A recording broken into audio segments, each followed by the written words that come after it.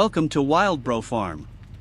If you enjoy our adventures and want to see more, don't forget to hit subscribe and join the journey. Live in Alaska, encountering a bear isn't the rare wild adventure moment you recount around the campfire. It's Tuesday. Whether you live on the edge of Anchorage or in a tiny village that doesn't appear on most road maps, black and grizzly bears are your neighbors, big, intelligent neighbors with a sense of smell so keen it would put even a hunting dog to shame.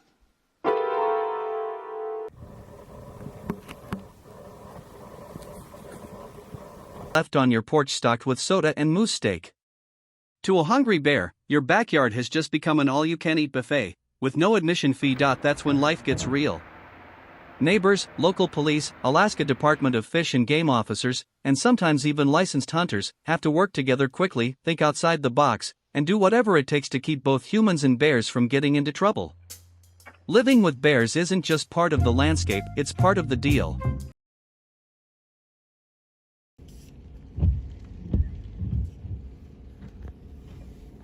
So how do you stop bears from turning your streets into an all-you-can-eat buffet?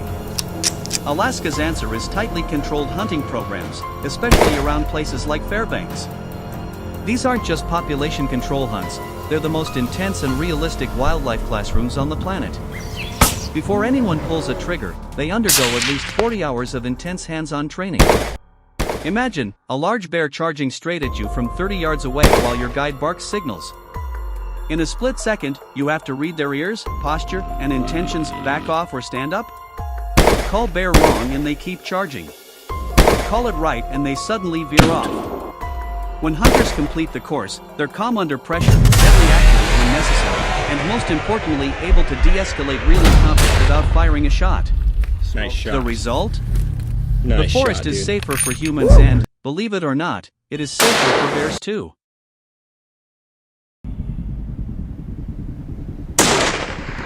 Nice shot!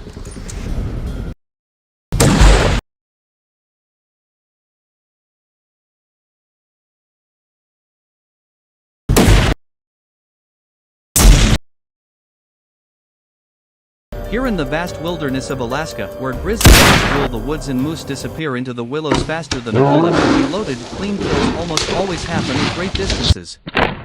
300, 500, sometimes 800 yards is not crazy, it's just a normal Tuesday. That's why serious Alaskan hunters live and die with precision rifles and the best optics money can buy. This isn't shooting cans behind a shed. This is cold, calculated. Good shot.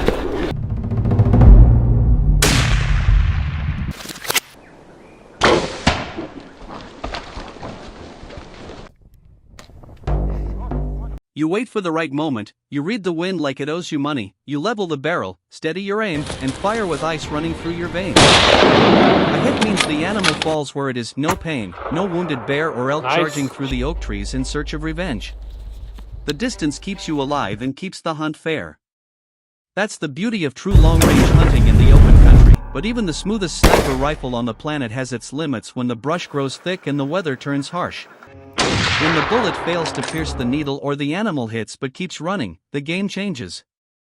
That's when Alaska's best hunters turn to something older than carbine barrels and ballistic turrets, a stubborn but courageous hunting dog.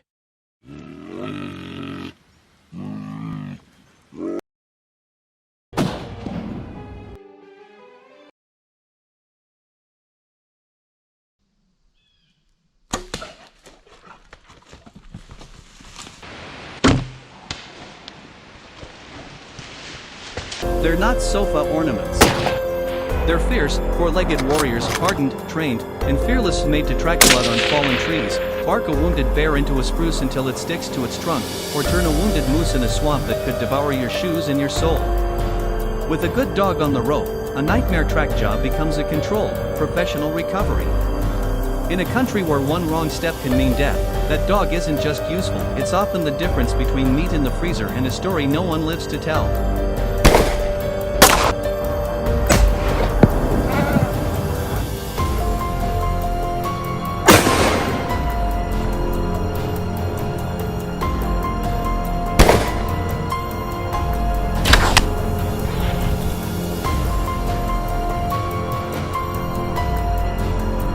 Depending on the unit and the size of the pack, a good Alaskan bear control team typically has 5 to 7 dogs, never fewer than 4, never more than 8.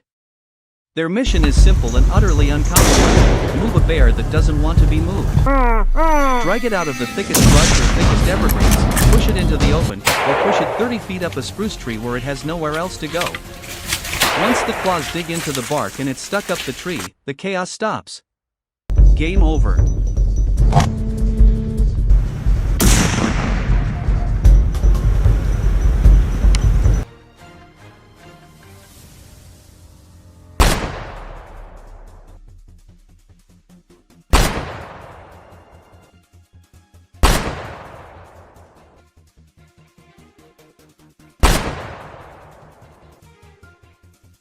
The dogs barked loudly, barked like the end of the world was coming, while the trainer stood back, calm as a rock, reading each bark as if it were a radio broadcast. A sharp tree bark told him the bear was climbing. A frantic, rolling bark meant it was still on the ground, drunk.